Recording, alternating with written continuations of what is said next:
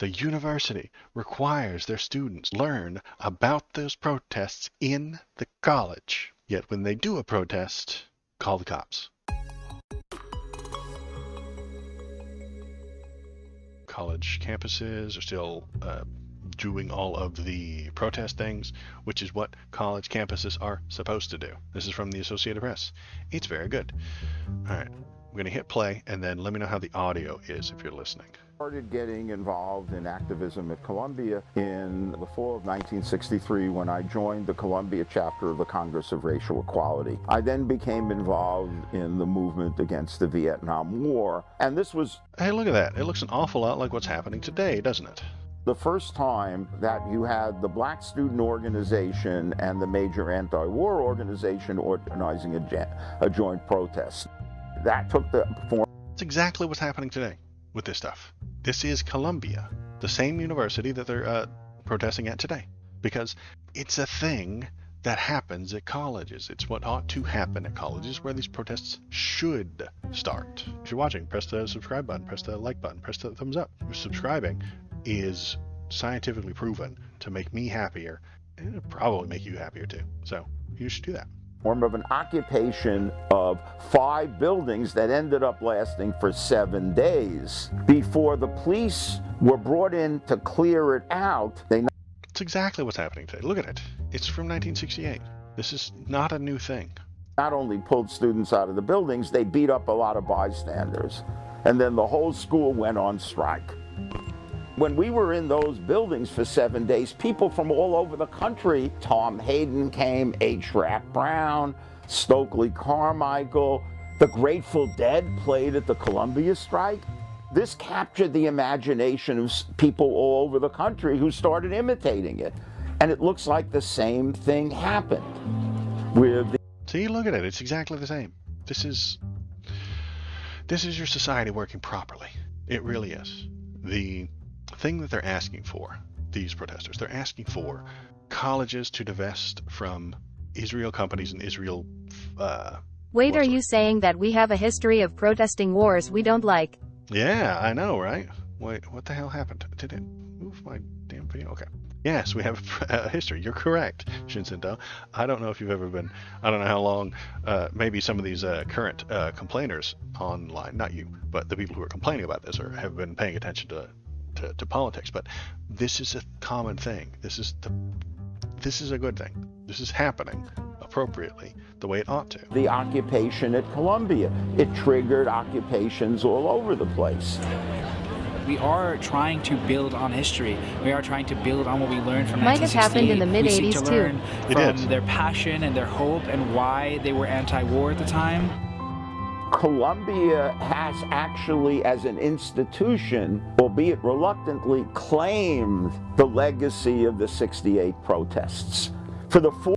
They brag about it. The College of Columbia has these photos up in its halls, and they brag about it. They talk about how proud they are that this happened, and that it's happened for a reason, that they're a great college because these things happened, because they allowed it to happen. Yet now when it happens today, they throw a fit and they call in the NYPD. Not acceptable, not good. You can't brag about the thing, and then when the thing happens again, piss your pants and scream for the authorities. 40th anniversary was officially sponsored by the Columbia president. They like the theory of disruptive protest, but not in an actuality, because we do, again, learn this in several of our classes, some of which being required at this university, but are... The university requires their students learn about those protests in the college. Yet when they do a protest, call the cops. It's blatant, it's obvious, it's shit. These people are absolute fucking morons. The college administration, fucking idiots. Because 30 years from now, they'll brag about this one. They will. The administration of 30 years from now will brag about this one. These protests today. And they'll talk about how they love free speech, and how free speech is a important thing, and it's the bastion of a working democracy and stuff like that. But today, they're calling the cops. We're not able to take that theory, what we've been told is right and just, and actually apply it. The university has put an emphasis on it, and because of that, the students have internalized that. realize that we have not only like the privilege, but the responsibility to continue in the shoes of those who came before us, not necessarily all using the same tactics, but ensuring that we're able to maintain the integrity of this university as one that is indeed socially aware, one that does have students that do care deeply about what goes on in the world, what goes on in our communities, and what goes on in the lives of the students that make up our community. I think that the university is essentially telling its students that we should learn about the movements of the past, but we shouldn't learn from them. But I do think that like that's what education is for, right? It's to frame the way that you look at the world. It's to allow you to move through the world and act in accordance with morals and values that match the education that you've gotten thus far.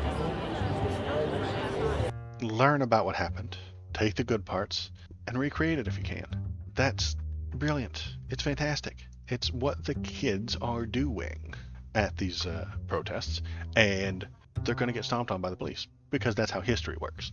I'm not thrilled about that idea, but I'm no doubt that's what's coming. And we got some photos of that. Hooray! Let's look at those photos. Actually, let's just scroll up. So that was a few hours ago. What do we got? We got some cool videos.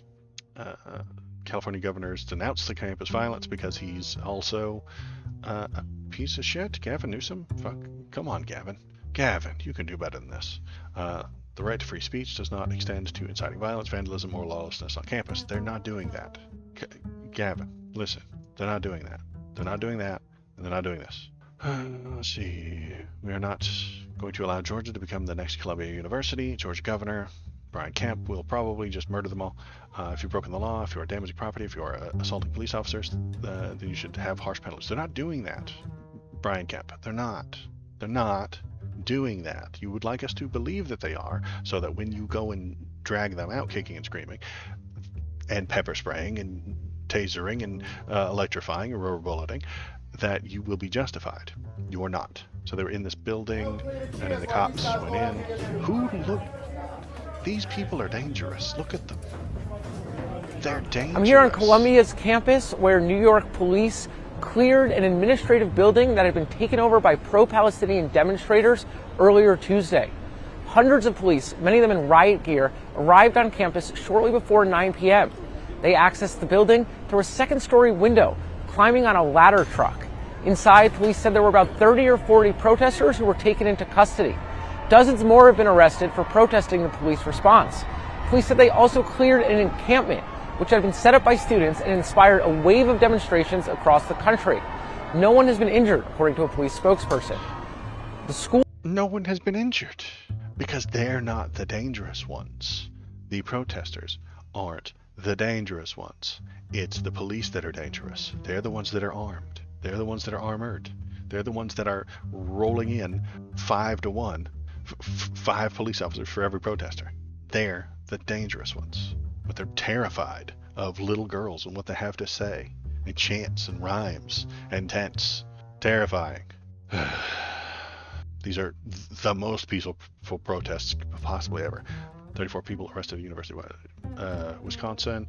And what are they asking for? They're asking that their universities, which are gigantic economic machines, gigantic pieces of the economy, are these universities, stop giving money to that country that's doing an ethnic cleansing. Seems reasonable to me, but why is it not reasonable from the powers that be? Why do the globalists not want this?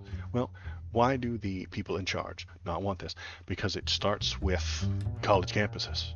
If a college campus says, okay, we won't give money to Israeli-owned businesses or the Israeli government, what happens next? That's right. Other companies will be asked to do that. Other organizations will be asked to do that. And then the United States government will be, and then the people will demand, hey, how about we stop giving money to them as well? And they know that's the end point. I know that's the end point. They know that's the end point, and that's why they cannot allow it to get started. Nip that in the bud before it gets too far, before it goes too far, before anybody realizes that, hey, if you can divest, why haven't we done so with the United States government? Why haven't we done so with the Defense Department? Why haven't we done so with all of our other businesses? If it can be done, why haven't we? Well, because we don't want to, and that it doesn't sound good. We like backing them up. If there's any more updates, 1 minute ago, University of Minnesota in talks with protest leaders. divest from companies. There it is. The protesters are demanding that the University of Minnesota divest from companies that do business in Israel and put out a statement that supports Palestinian students. Tinger said the planned half-hour meeting stretched for 90 minutes. That's cool. Some of the arrested students have received summonses. Oh no. Now they're going to go to jail, or they're going to get called into court for their First Amendment right to protest. My impression in real time is that these cases are going to come to this office, and we will do what we always do, which is apply the facts and the law. Okay. Let's see, what else we got? Congress members visit encampment at George Washington University. Oh, Boebert went there. Hand out some HJs, maybe. It is a college campus, so she should fit right in. Let's see, skip her. Texas journalist released after campus protest arrest. Journalist who was arrested during the protest at University of Texas was booked and released Wednesday on misdemeanor charges of assaulted with interference with public duties. Probably horseshit. Video on social media showed troopers pulling Sanchez to the ground after he followed a mass of protesters and police, walking behind and filming them. That I got a sad is Bobbert would not recommend. Charges of assault and interference by walking behind them and recording them, probably. Yeah, that sounds about right. This is not good for your rights, Republicans, conservatives, Republicans. Listen, I know you don't like these protests, but that's part of the First Amendment. And if the governor of Texas gets to take away people's First Amendment, what do you think the blue states are going to do with your Second Amendment? What do you think they're going to do? And then what can you do in response? Nothing, because it's states' rights. Do you like states' rights? Don't film us violating someone's rights. Yeah, don't film us violating the rights. States' rights. If the governor of Texas can say states' rights and cancel parts of the First Amendment, then blue states are going to cancel parts of the Second. That's all there is to it.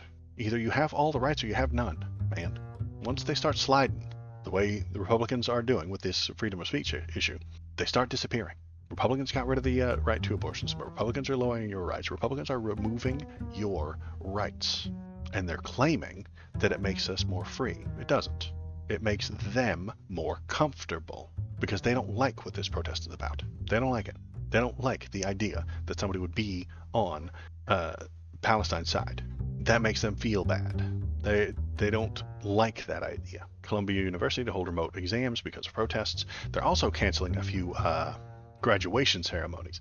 Why are they canceling the graduation ceremonies? Not to keep people safe. The protests are safe. The cops are the dangerous ones. So why would they cancel the graduation ceremonies? Because you'd have 200 motherfuckers walking across that stage saying Free Palestine. Every single one of them would walk across and say Palestine, woo! They would do a protest during that. So that would make everybody mad. So they have to cancel it and call it for safety reasons. But they're full of shit. Protesters camp cleared at University of Texas. No, that's not a surprise. State troopers and local police cleared the encampment Wednesday as protesters looked on from the sidelines. Law enforcement held a line behind a barricade as school officials and officers swiftly disposed of tents, banners, and other supplies.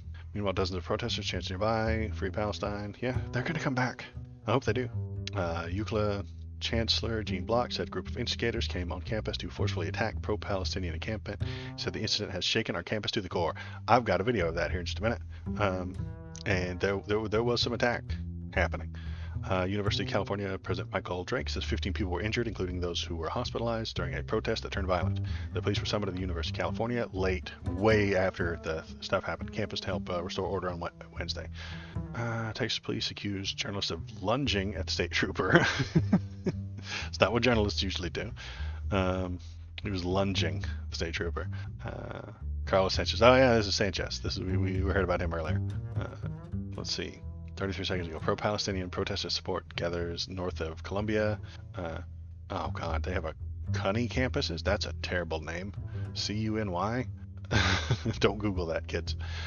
In the wake of mass pro-Palestine protests, arrests at the Columbia University and a nearby branch of the City of University, dozens of supporters assembled north of the campuses of Manhattan Wednesday ahead of the evening news conference. They refused to accept capitulation and they took the moral high ground. Well, they usually are pretty great. Police arrested a dozen of people, Muslim organizations, violence. Hundreds supporting pro-Palestine protesters. Euclid, Saw that video cop grows. moved in a way the camera guy didn't expect and they bumped lunge. Yeah, the cop moved, the guy moved. Quit lunging at me. He's coming right for us. And then he shot him up. But he didn't shoot him. He just tackled him, arrested him. So let's look at some awful, ugly violence. How can I just look at this one?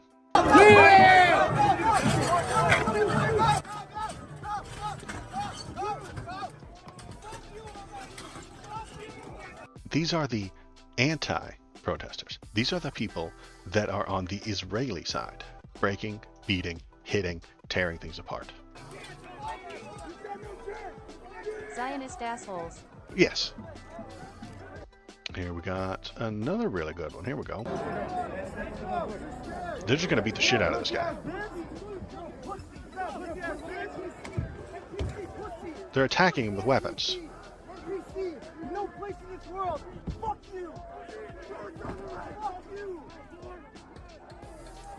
That's his side. That's the Palestinian side. And here's he does pick up a cone.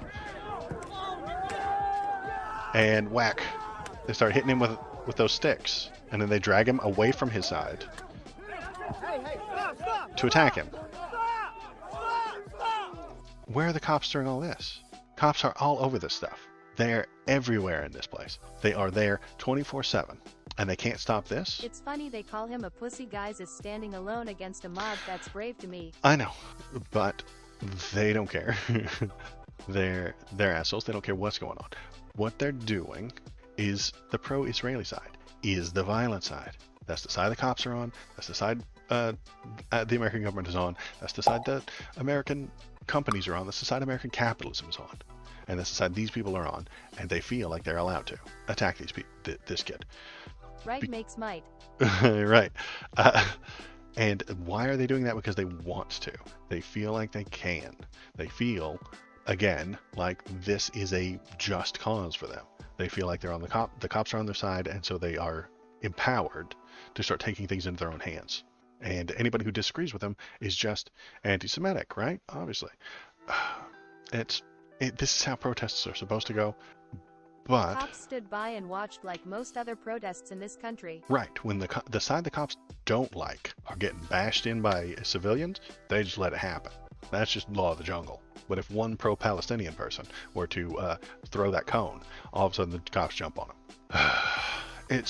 We've done this before. This is history repeating itself. We did this with Vietnam. We did this in the 80s, like Shin Shin-Do said, in the 80s with the South African apartheid. We did exactly this. And guess what?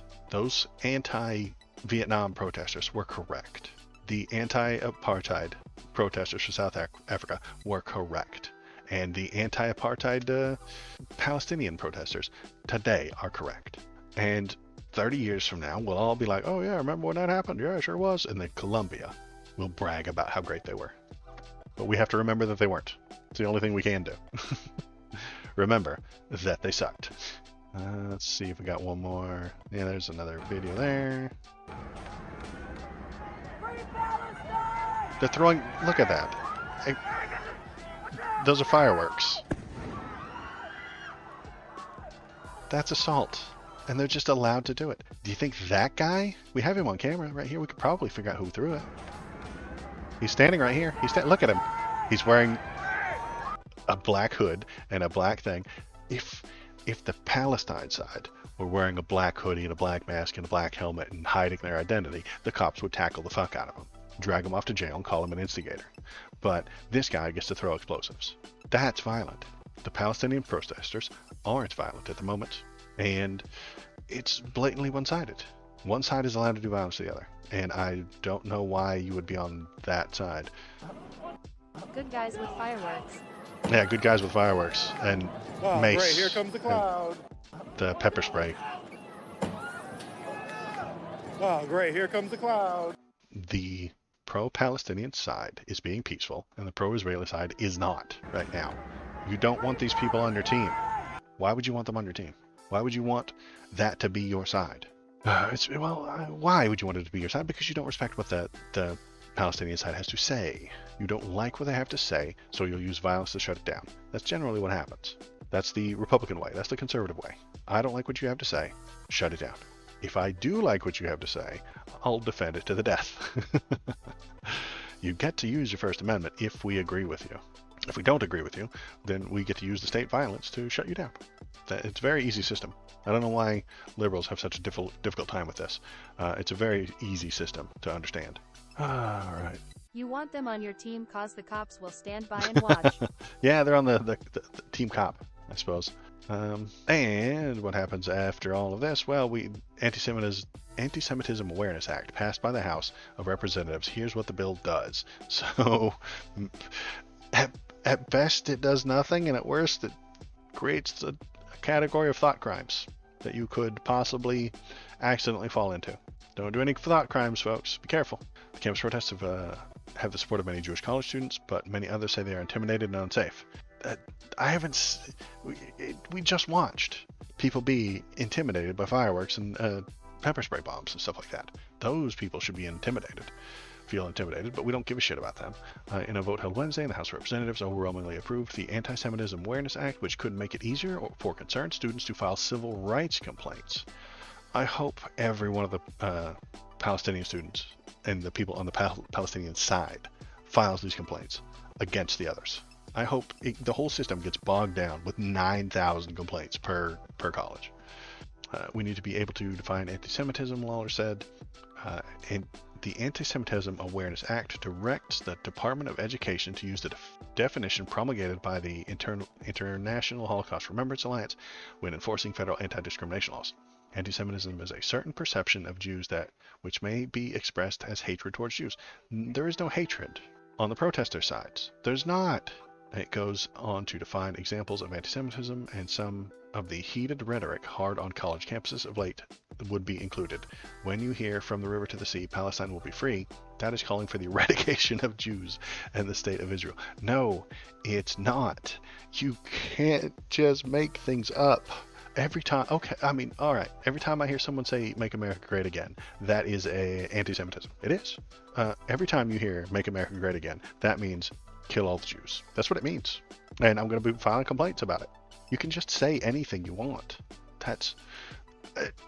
It doesn't make any sense, guys. If we don't like what you're doing, we'll just say that what you're doing is illegal. They're not even doing anything. They're just saying things. So you're not allowed to say that anymore. You're not allowed to say this. From the river to the sea, Palestine will be free. Those are illegal words. Those are illegal words. So that First Amendment, just flushing it down the toilet. We found something that we don't like. People are using their First Amendment in a way we don't approve of. Hence, we will destroy it. This is not a good sign, House of Representatives. This is a bad sign. This is going to move us downward, poorly. This is not going to age well. Because what you'll do, as fucking usual, the conservatives will just pick and choose what they like, and those are the things that get to be free. You're allowed to say certain things. You're allowed to say some words, and you're not allowed to say others, because it makes the conservatives unhappy. They don't like it when you say "from the river to the sea." They don't like that. So you're not allowed to say it anymore. You are allowed to say, I don't know, glass all the Middle Eastern countries.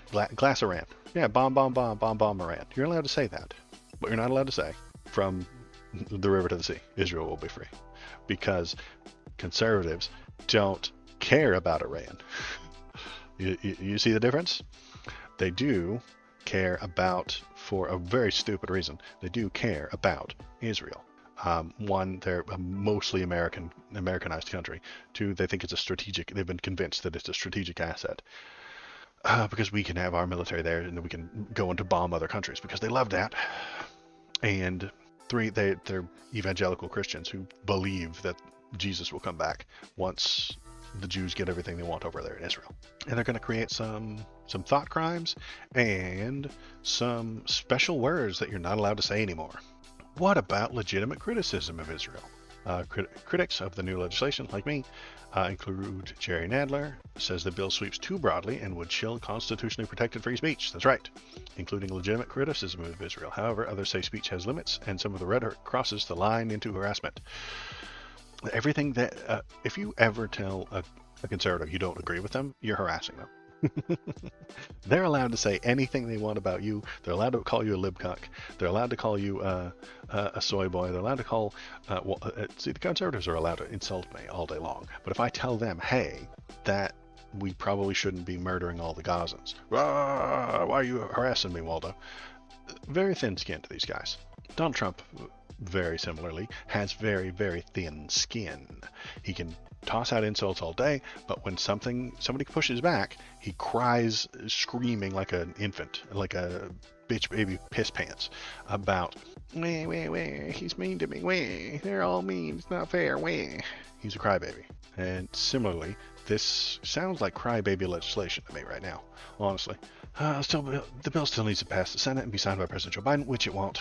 It's not clear if House Speaker Mike Johnson will bring other bills to vote, including the one to create a national anti-Semitism coordinator position in the White House. I don't know, like, if the Dems tried to do that, let's replace anti-Semitism with anti-black. The Republicans would be screaming bloody murder about that.